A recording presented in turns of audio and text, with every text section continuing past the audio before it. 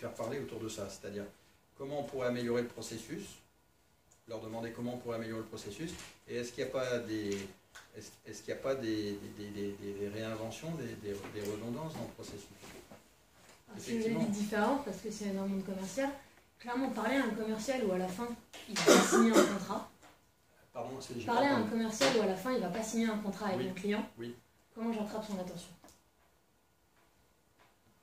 Alors, eh ben, le temps passé d'un commercial, oui, ça va leur ajouter le commercial.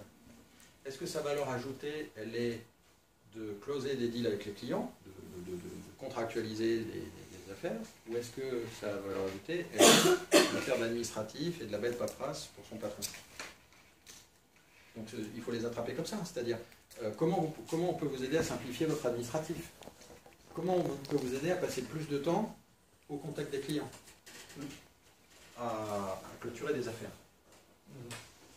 Ça me rappelle une expérience qui est assez proche de ça. Dans la grande distribution, distribution spécialisée, un catalogue sort tous les 4 mois, un catalogue saisonnier, et tous les 4 mois on réinvente la mécanique d'organisation, on réinvente l'invitation des acheteurs, des marketeurs, des commerces, et finalement on clôturait toujours les catalogues avec 3-4 jours de retard. Parce qu'on passait beaucoup de temps dans la mise en forme. Et on y est arrivé en cherchant à être à l'heure. Et systématiquement, on a planifié donc, les fameux catalogues, les dates, et on a organisé les rétro-planning. Et à partir de là, on commençait à se mettre en place.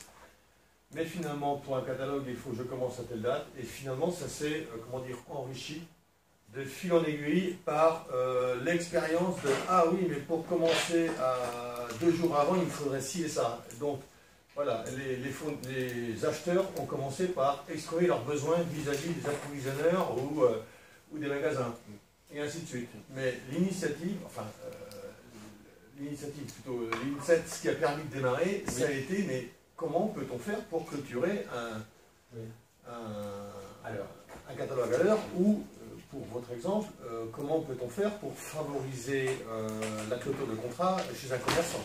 C'est améliorer la satisfaction finalement. Oui, oui, oui. J'ai une expérience totalement similaire à la vôtre. C'est pour ça que Sandra et Mickaël souriaient, parce que il ne se passe pas une semaine sans que je dise à Sandra et Mickaël qui s'occupent de la partie communication entre autres. Au début, on me faisait valider tous les mails qui partaient. À un moment, j'en ai eu marre. Je dis mais attendez, je ne vais pas passer ma vie à valider des mails qu'on a déjà fait 5 fois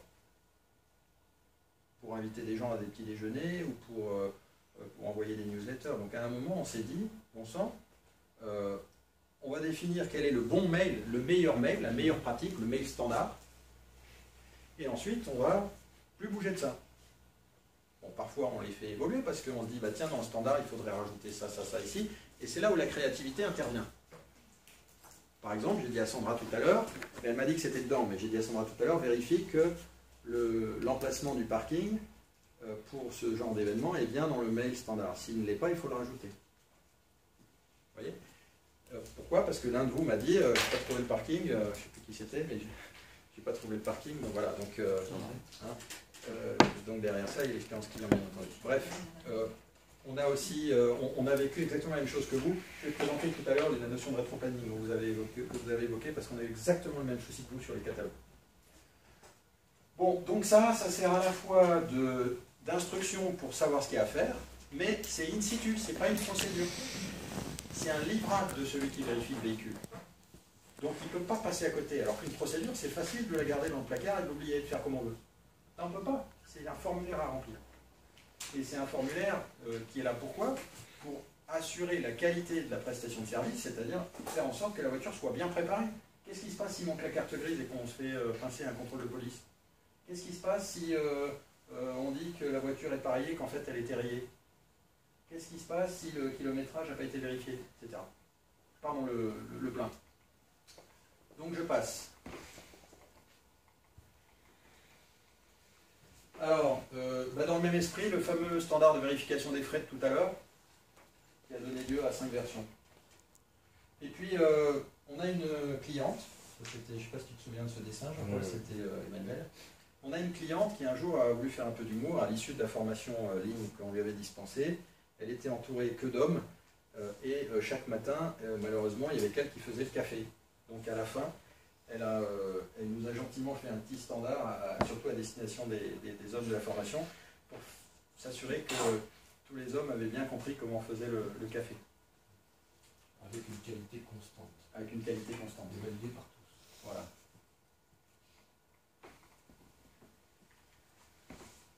Alors, la suite, c'est le management visuel et les OBIA. Et on va revenir sur cette notion de rétroplanning. Alors, qui a entendu parler des OBIA? Levez la main. Bon, OBIA, c'est un terme un peu savant, peu importe, qui veut dire grande salle, qui est traduit en anglais par Management Center. Comprenez-le comme un cockpit d'indicateurs et le lieu où on va venir se réunir autour de la performance d'un processus, d'un service, pour réagir, et ça à intervalles réguliers, à intervalles courts. Donc ça peut être tous les jours s'il y a une activité vraiment journalière, ça peut être toutes les semaines si ça ne se justifie pas tous les jours. Et donc tous les jours ou toutes les semaines, on va examiner les indicateurs et on va prendre des actions pour, dans le cas où ces indicateurs ne sont pas l'objectif. Par exemple, chaque lundi, Michael, ici présent, anime la partie communication marketing sur ces indicateurs-là. Donc il s'agit d'examiner la performance, de voir si on est l'objectif ou pas, si on n'y est pas, essayer de comprendre pourquoi, prendre des actions. Et alors, je viens à votre sujet de catalogue. On fait aussi des newsletters pour ceux qui les reçoivent, et il faut dire qu'on n'était pas très bon pour maîtriser le délai de sortie de la newsletter. Parce que justement, on était dans le cas que monsieur a décrit, les délais n'étaient pas clairs, les étapes par lesquels il fallait passer, ou les différents lots de travaux pour constituer une newsletter n'étaient pas clairs. Donc on a mis en place ce petit outil, où finalement on a listé ce qui devait être fait dans une newsletter, et puis à quel moment les choses devaient être faites pour parvenir à l'heure. D'accord? Et on s'est mis à suivre ça avec un fil rouge, pour ceux qui connaissent, c'est-à-dire quand c'est à l'heure, c'est droit, et puis quand c'est en retard, c'est une pointe vers la gauche. Donc ça nous a permis, je pense, on n'est pas encore au top niveau, mais je pense qu'on s'est bien amélioré sur notre capacité à livrer quelque chose à l'heure au niveau des newsletters ou d'autres choses. Avec les mêmes notions que celles que vous avez décrites, rétro-planning, délai entre un client interne et un fournisseur interne. Si tu me donnes ça à telle date, moi je suis capable de te donner ça à telle date, et donc on est capable d'empiler les délais pour voir si à la fin on tombe juste. Et donc ça c'est revu chaque semaine. Donc c'est à la fois le standard pour fabriquer la newsletter parce qu'il y a toutes les étapes, et en même temps on vérifie si on est conforme à ce qu'on doit faire pour livrer à temps.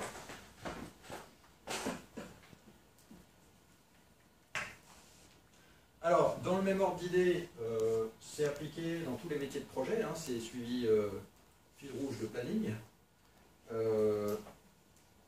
pour visualiser quelque part les activités qui sont à l'heure, de celles qui sont en retard. Et plus la pointe vers la gauche, et plus c'est en retard, et par conséquent, plus il faut réagir. Donc, ici, vous avez un mélange d'activités de conseil, d'activités d'ingénierie et d'activités de construction.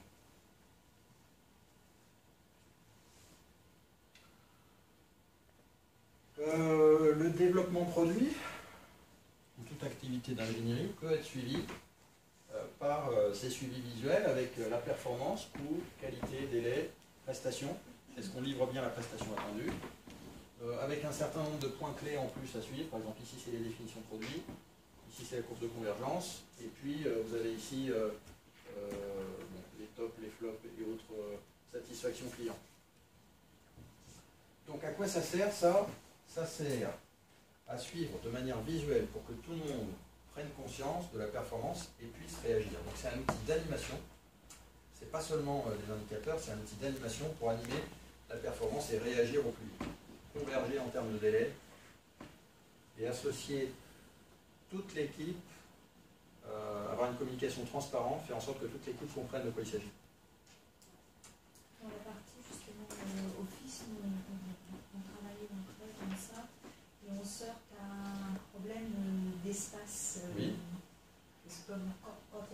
service, justement, après on manque de... Parce que ça prend quand même pas mal de place. Il y a des éléments qui peuvent être partagés au sein d'un service, mais qui peuvent être éventuellement confidentiels pour d'autres, en fait. Et du coup, je voulais savoir comment... qu'est-ce qui était normalement fait Alors, quand on est confronté à un problème de place, eh ben, il faut faire un peu de 5S sur l'affichage. C'est-à-dire se poser la question, mais quel est l'affichage réellement utile? Et là, avec Sandra et Michael, on a eu une expérience de ça, puisque il y a quelques temps, il y a 3-4 mois, Michael a enlevé tout l'affichage qui ne servait pas. Donc on a enlevé 40% de l'affichage à peu près, Michael, 40% de l'affichage qui ne servait pas au plus. Et donc on a retrouvé ta place qu'on a pu réutiliser pour mettre ce qui nous manquait. Ça c'est une réponse. Sur la partie confidentialité, à vous de trouver la forme.